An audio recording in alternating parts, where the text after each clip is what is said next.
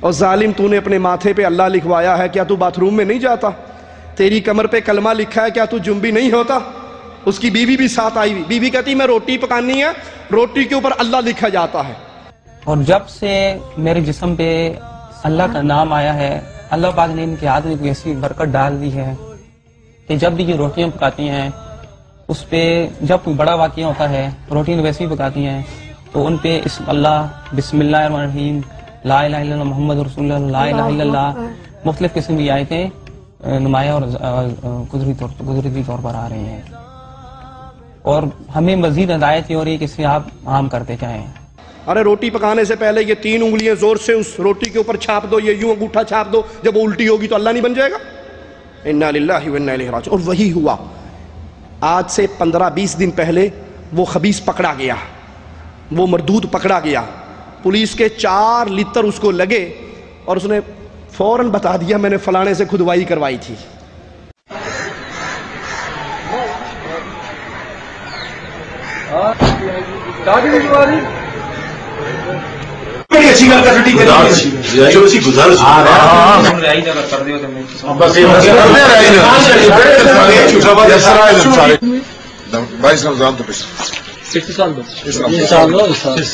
بندی اکاؤنٹ میں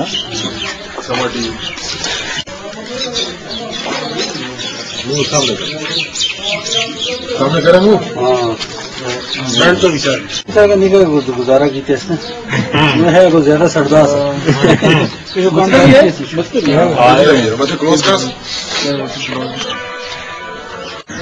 اس کو بلایا جس نے اپنا نام آصف محمود مد رفیق سے اپنے جنرل بھانا بتلایا، جس سے بڑی بات کی گئی، جس نے کچھ عجیب و غریب باتیں بتائی اور اپنے جسم پہ پشت پہ کلمہ، چھاتی پہ اور پیشانی پہ اللہ کا نام ظاہر ہونا بتایا، جس کا میڈیکل کروایا گیا۔ میڈیکل بورڈ کی رپورٹ کے مطابق یہ خود کرتا ہے اور قدرتی نہیں، جس سے معلومات کی گئی، جس نے بتایا، خود بھی بتایا کہ اس نے یہ ایک دوست کے ذریعے لکھوایا ہے جس کا نام ریس بتلایا، اس کے خلاف قانونی کارروائی کی جائے۔ سر اس کے پولیس نے اس پہ جو FIR جو پرچے ہوئے ہیں وہ کون کون سے کیے ہیں اس کے بعد؟ دفعات 295A PPC 419-420۔ میں نے مشین کرایا۔ کیوں کرایا؟ کیوں کروایا؟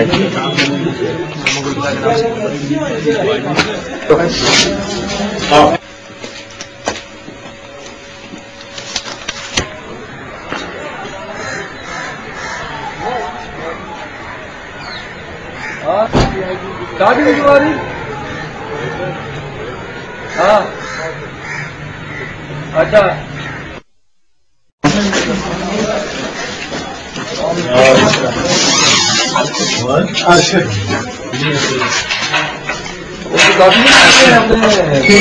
یوٹیوب تو چل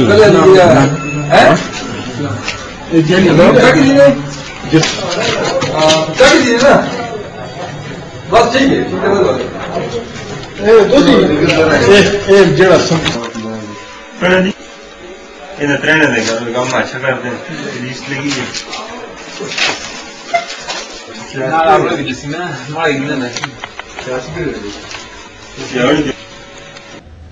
یہ دجال ہیں، یہ جھوٹے ہیں، یہ کذاب ہیں، یہ مصطفیٰ کی توہین کرنے والے، یہ قرآن کی گستاخی کرنے والے، یہ اسلام کی گستاخی کرنے والے۔ ان کے پیچھے کہانی کیا ہے؟ پیٹ کا دھندا اور خواب کا ٹکا۔ خواب آیا تھا، امام عبد الرحمن بن اسماعیل الشافعی فرماتے ہیں ان شیطان کا کوئی نہ کوئی چیلا کھڑے ہو کر کہتا ہے مجھے خواب آیا فلاں جگہ پہ بابا کا ڈیرا ہے، فلاں جگہ پہ پیر صاحب ہیں، اور لوگ اللہ کے فرائض کو، نبی کی سنت اور احکامات کو بھول کر ان جگہوں کی تعظیم کرنا شروع کر دیتے ہیں۔ اس قسم کے تمام مقامات انوات کا درجہ رکھتے ہیں۔ اللہ ان مقامات کو کاٹنے، توڑنے، بلکہ جڑ سے اکھاڑ پھیرنے کی توفیق عطا فرمائے۔ شیخ ابو اسحاق رحمہ اللہ کے بارے میں امام ابو بکر فرماتے ہیں مجھے ان کا ایک فعل بڑا پسند آیا، اور فعل کیا تھا؟ یہ امام ابو اسحاق بہت بڑے زاہد، عالم، بزرگ، 4 صدی ہجری کے علماء میں ان کا شمار۔ ان کے گھر کے پاس ایک چشمہ تھا، لوگ وہاں پر آتے تھے، منتیں پوری کرواتے تھے، جس کو اولاد نہیں ہوتی وہ بھی آتا تھا، جس کی شادی نہیں ہوتی وہ بھی آتا تھا اور اپنی رکاوٹیں دور کروایا کرتے تھے۔ شیخ ابو اسحاق کے دوست ابو عبداللہ محمد بن ابی العباس کہتے ہیں ایک دن صبح کے وقت اس چشمے کی طرف سے آذان کی آواز آئی، میں گیا تو میں نے دیکھا کہ رات کو امام ابو اسحاق نے اس پورے چشمے کو توڑ کر، اس بلڈنگ کو توڑ کر اس کو زمین سے ملا دیا اور اذان دینے کے بعد وہاں کھڑے ہو کر دعا کی، اللہ ایک کام تو میں نے کر دیا ہے کہ یہ چشمہ توڑ دیا ہے، اب ایک دعا تو میری قبول کر لے، آج کے بعد کوئی مرید اس چشمے کی طرف منہ نہ کرے۔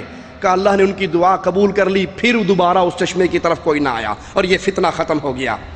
ابو محمد ابن ابی زید کہتے ہیں ابو اسحاق جس راہ پر چلے وہ خالی پڑا ہے اور اس راہ پر چلنے والا کوئی نہیں۔ لوگوں، ان دلائل کی بنیاد پر، قرآن حکیم کی آیات، مصطفیٰ علیہ السلام کے فرامین، اس کی بنیاد پر ہمارا یہ عقیدہ ہے کہ موت کے بعد انسان دنیا کے اندر کوئی تصرف نہیں کر سکتا، کچھ نہیں کر سکتا، وہ مر کر اگلے جہاں چلا گیا، اس جہاں سے اس کا رشتہ ٹوٹ جاتا ہے، نہ وہ کسی کی مشکل کشائی کر سکتا ہے، نہ وہ حاجت روائی کر سکتا ہے۔ مشکل کشا، حاجت روا، غوث آدم، بگڑی بنانے والا، بری کرنے والا وہ کون ہے؟ آئیے اللہ کے قرآن سے پوچھتے ہیں، یولج اللیل فی النہار ویولج النہار فی اللیل وسخر الشمس والقمر کل یجری لاجل مسمی، وہ رات کو دن میں، دن کو رات میں داخل کرتا ہے، آفتاب و مہتاب کو اسی نے کام میں لگا دیا ہے، ہر ایک اپنے میعاد معین پر چل رہا ہے۔ ذالکم اللہ، ذالکم اللہ ربکم لہ الملک، یہی تمہارا اللہ ہے، یہی غوث آدم ہے، یہی بری کرنے والا ہے،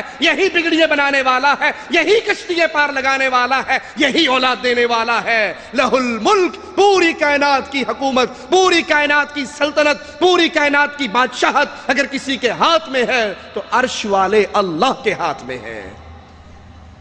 والذین تدعون من دونہ ما یملکون من قطمیر، جن کو تم اللہ کے علاوہ پکارتے ہو، جن کو تم اللہ کے علاوہ پکارتے ہو، جن کے نام کی صدائیں تم بلند کرتے ہو، جس کو تم آوازیں لگا رہے ہو، جس کے بارے میں تم عقیدہ رکھ رہے ہو یہ بابا ہماری لاج رکھے گا، قرآن کہتا ہے ما یملکون من قطمیر، کھجور کی گٹھلی پہ باریک چھلکا اور دھاگا ہے، اس دھاگے کے مالک بھی دنیا کے کوئی پیر و فقیر نہیں ہو سکتے۔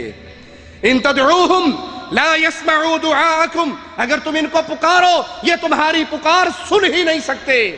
تم نے پکارا، لائن لگا کر بابا واحد علی سرکار کے دربار کے باہر کھڑے ہوئے، ہاتھ اٹھائے، آوازیں لگائی، پکارے بلند کی کہ بابا ہماری لاج رکھنا، اہل حدیثوں کو شکست دینا، اپنے درخت کو ہلانے نہ دینا۔ تم نے دیکھ لیا یہ بابے تمہاری پکار نہ سن سکے۔ وَلَوْ سَمِعُوا مَا اسْتَجَابُوا لَكُمْ، بفرض محال مان بھی لیا جائے کہ یہ سن لیتے ہیں، یہ سن لے تو کچھ کر سکتے، یہ سن لے تو کچھ کر نہیں سکتے، اور قیامت کے دن یہ انکار کر دیں گے تمہاری اس عبادت کا۔ قرآن پاک کی کھلی ہوئی آیات، رسول کریم صلی اللہ علیہ وسلم کے کھلے ہوئے فرامین کے باوجود مولویوں کے عقیدے کیا ہیں، مولویوں نے لوگوں کو کیا پٹیاں پڑھا رکھی ہیں، آئیے سنیے۔ اشرف علی تھانوی صاحب، ان کی کتابیں یہ میرے پاس موجود ہیں، جو بھائی دیکھنا چاہے دیکھ سکتا ہے۔ وہ اپنی کتاب اشرف السوانح جلد 1 میں اپنے پردادا کا قصہ بیان کرتے ہیں کہ پردادا کہیں بارات پہ گئے، ڈاکوؤں نے حملہ کر دیا، ڈاکو زیادہ تھے، لڑائی ہوئی، مارکا ہوا، بالآخر بارات والے قتل ہو گئے، پردادا بھی قتل ہو گئے، وہیں پہ ان کا دربار بھی بنا۔ ادھر تو یہ ہوا، رات کو اشرف علی تھانوی صاحب کے پردادا مثل زندہ گھر میں پہنچ گئے، گھر پہنچے اور اپنی بیگم سے کہا کسی کو نہ بتانا، مٹھائی کا ڈبہ لایا ہوں، اگر کسی کو نہیں بتائے گی تو ہر رات کو آیا کریں گے، مٹھائی دیا کریں گے۔ اس نے کہا اچھا نہیں بتاتی، وعدہ ہو گیا۔ صبح خیال ہوا کہ بچے مٹھائی کھائیں گے تو لوگ باتیں کریں گے، بندہ گھر میں ہے نہیں، مٹھائیاں کہاں سے آ رہی ہیں، تو بتا دیا بھی رات اشرف علی تھانوی کا پردادا آیا تھا۔ تھانوی صاحب کہتے ہیں اس کے بعد ہمارا پردادا دوبارہ نہیں آیا۔ تبلیغی جماعت کے شیخ الحدیث مولانا ذکریہ صاحب لکھتے ہیں ایک صاحب کشف حضرت حافظ صاحب کے مزار پر فاتحہ پڑھنے کے بعد فاتحہ کہنے لگی یہ کون بندہ دفن جو ہے؟ کہا کیوں؟ کہا میں فاتحہ پڑھ رہا تھا، یہ نیچے سے مجھے کہا تھا چل کسی مردے پہ جا کے فاتحہ پڑھ، زندے پہ فاتحہ پڑھنے آ گیا ہے۔ جب اس کا استنجا کروایا تھا اس نے آپ کیا تھا یا کسی اور نے کروایا تھا؟ اب تو فاتحہ پڑھنے والے کو روک رہا ہے، وضو کرتے ہوئے خود کیا تھا یا کسی کا محتاج تھا؟ فضائل حج میں مولوی ذکریہ صاحب کہتے ہیں ابو سعید فرماتے ہیں مکے میں تھا، ایک نوجوان لڑکے کی لاش پڑی تھی، بڑی خوبصورت تھی، میں غور سے دیکھنے لگا تو وہ مسکرا کر کہنے لگا اللہ کا جو عاشق ہوتا ہے مرا نہیں کرتا، صرف ایک مکان سے دوسرے مکان میں انتقال کرتا ہے۔ فضائل میں شیخ ابو یعقوب سنوسی کہتے ہیں میرے پاس مرید آیا، کہا کل ظہر کے وقت مر جاؤں گا، آیا طواف کیا مر گیا، میں نے اس کو غسل دیا، کفن دیا، استنجا کروایا، غسل کروایا، سب کچھ کروا کے جب قبر میں رکھا اس نے آنکھیں کھول دی، استنجے کے وقت آنکھیں نہیں کھولی، غسل کے وقت آنکھیں نہیں کھولی، کپڑے پھاڑتے ہوئے آنکھیں نہیں کھولی، قبر میں جا کے آنکھیں کھولی، پہلے سب کچھ کرواتا رہا، اب قبر میں جا کے آنکھیں کھول دی۔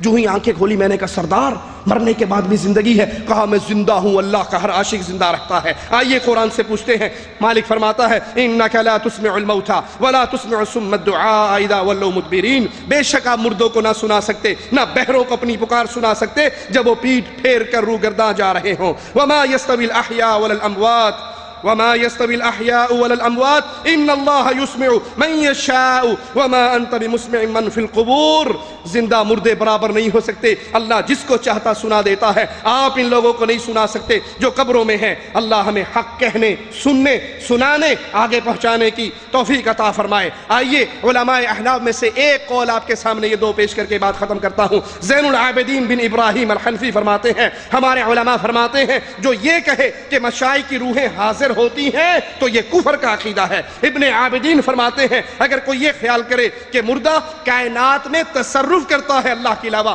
تو اس کا یہ عقیدہ کفر ہے۔ یہ قول محمد الوہاب کا نہیں ہے، یہ قول علماء احناف میں سے ہے، وہ کہتے ہیں یہ کفر کا عقیدہ ہے۔ اگر کوئی یہ عقیدہ رکھے کہ مرنے کے بعد بھی اولیاء کچھ کر سکتے ہیں، جو مر جاتا ہے وہ اگلے جہاں میں چلا جاتا ہے، اس جہاں سے اس کا رشتہ ٹوٹ جاتا ہے۔ اللہ سے دعا ہے اللہ ہمارے گناہوں کو معاف فرمائے، زندہ رکھے، ایمان پہ رکھے، موت دے تو اس حال میں دے، اللہ ہم سے راضی ہو، ہم اپنے اللہ سے راضی ہو۔ اقول قولی ھذا واستغفر اللہ لی ولکم ولسائر المسلمین فاستغفروہ انہ هو الغفور الرحیم۔